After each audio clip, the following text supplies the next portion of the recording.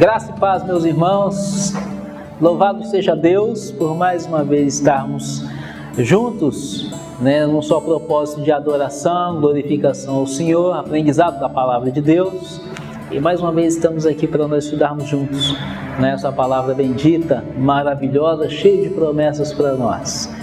Estamos numa série de estudos e hoje nós vamos para a última série de estudos do texto sagrado da palavra de Deus, do Salmo 145, no versículo 13 que nós estamos estudando, quando ele fala a respeito do reino, das promessas e da santidade de Deus. É um versículo que nos enriquece muito, e nós já abordamos sobre o reino, falamos sobre o reino de Deus, as características do reino de Deus, e nós lembramos que o reino de Deus, ele é o reino do próximo, ou seja, está próximo ao reino de Deus, é a pregação do Evangelho, arrependei-vos, porque está próximo ao reino de Deus. Segunda característica que nós aprendemos é que o reino de Deus é um reino presente, E o que é o reino presente? É o reino onde nós vivemos, é em santidade com Deus. Você vive para Deus, a sua vida é dedicada ao Senhor, você é separado para Deus. Então você tem que viver em santidade constante, e isso é o reino presente. E o reino futuro, quando ele fala assim que o reino do Senhor Jesus Cristo é aquele reino que vai glorificar a sua igreja, assim como Jesus foi glorificado. E nós aprendemos que o reino de Deus está dentro de cada um de nós. Jesus disse isso, Reino de Deus está dentro em vós. Aprendemos também, no estudo passado, sobre as promessas de Deus. Aprendemos que Deus tem várias promessas para cada um de nós. A palavra de Deus está repleta de promessas de Deus. São inúmeras, até incontáveis. Eu separei algumas dessas promessas gloriosas de Deus. Mas aprendemos primeiro daquilo que Deus não prometeu. Falamos que Deus não prometeu riqueza, falamos que Deus não prometeu vida fácil, e falamos que Deus não prometeu saúde constante.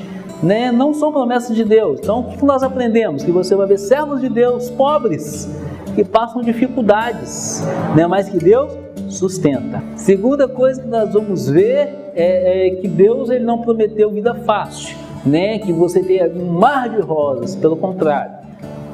Jesus disse assim que você teria lutas, muitas lutas, tanto dentro de casa como em qualquer lugar. Você seria perseguido, mas Ele estaria contigo, em constante bênção na sua vida, a presença do Senhor constante em você. Então nós aprendemos que Ele não prometeu vida fácil e também não prometeu saúde constante. Então, se muitas vezes você vê uma pessoa doente, as pessoas o julgam. Está doente porque está em pecado, E nós vemos que isso não é verdade. Quantos servos de Deus morrem de enfermidades? Quantos servos de Deus morrem porque estavam enfermos? Uma coisa temos que aprender sempre: o Senhor Deus, Ele é soberano, Ele é o médico dos médicos, Ele é o Senhor dos senhores. Se Ele quiser curar, Ele cura. Mas se Ele não quiser curar, Ele não vai curar, porque Ele continua sendo Deus.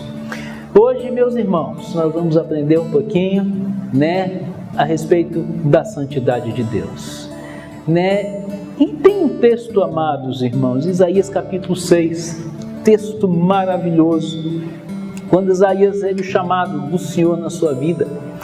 Deus é santo em todas as suas obras, é o versículo do Salmo 145, 13. E ele diz assim: no ano da morte do rei Uzias, eu vi o Senhor assentado sobre um alto e sublime trono, e as abas de suas vestes enchiam o templo. Serafins estavam por cima dele, cada um tinha 6 asas, com 2 cobriu o rosto, com 2 cobriu os seus pés, e com 2 voavam. E clamavam uns para os outros, dizendo: Santo, Santo, Santo é o Senhor dos exércitos, toda a terra está cheia da sua glória. Olha só que coisa linda! Os serafins estavam ali prestando um serviço ao Senhor. Eles apareceram quando Isaías estava ali clamando ao Senhor. E foi no momento em que Isaías viu a glória de Deus. e os serafins estavam clamando em alta voz, dizendo: Santo, Santo, Santo é o Senhor dos exércitos. Sabe o que quer dizer isso, meus amados? Santo, Santo, Santo é que o Senhor é santíssimo. O Senhor é santo, o Senhor é santíssimo, o Senhor, é por isso que um dos mandamentos ele fala: não tomarás o nome do Senhor teu Deus em vão, porque santo é o Senhor.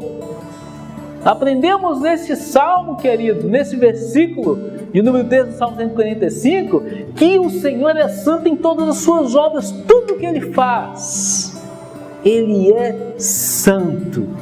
E aqui nós vimos Isaías vendo isso, com os serafins clamando sobre a santidade de Deus.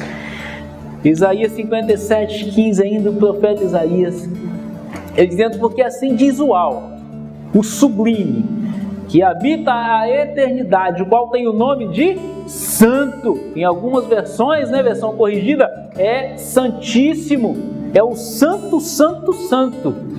Habito no alto e santo lugar, mas também habito com o contrito e abatido de espírito, para vivificar o espírito dos abatidos e vivificar o coração dos contritos.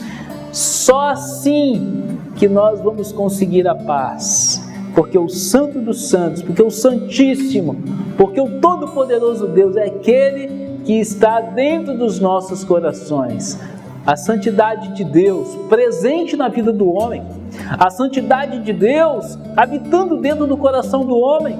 É por isso que a palavra de Deus diz assim: olha, sede santo porque eu sou santo, porque o Senhor habita nos nossos corações. Nós somos santuários de Deus, templo do Espírito Santo, habitação do Deus Altíssimo, a habitação do Santíssimo Deus.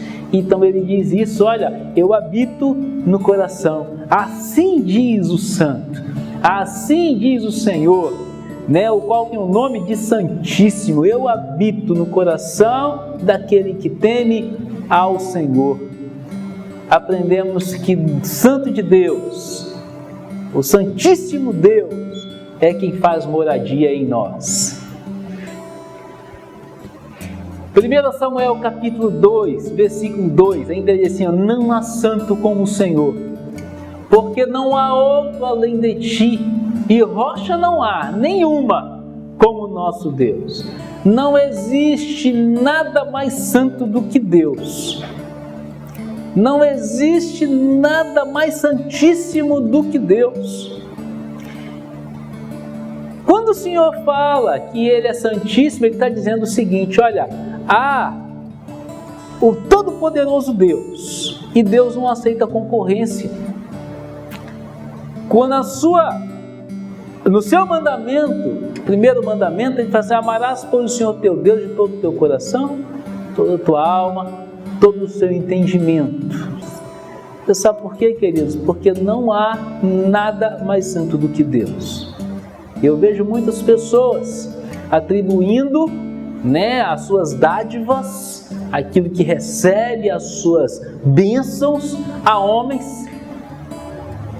Graças a fulano de tal, graças a Beltrano, eu consegui tal coisa. Tem gente que fala de si mesmo: graças à minha capacidade, porque eu fui atrás, porque eu corri, porque eu fiz isso, eu fiz aquilo. Não há. Quem somos nós? Não há nada comparável ao nosso Deus. Outras pessoas atribuem as dádivas que têm a algumas imagens de escultura, ou a pessoas que viveram no nosso século ou séculos passados, mas que foram homens, pecadores. E o Senhor é aquele que fala: eu sou o Senhor que habito no coração. E aí o profeta vai falar: não há ninguém santo como o Senhor, porque além do Senhor, não existe, rocha não tem nenhuma como o nosso Deus.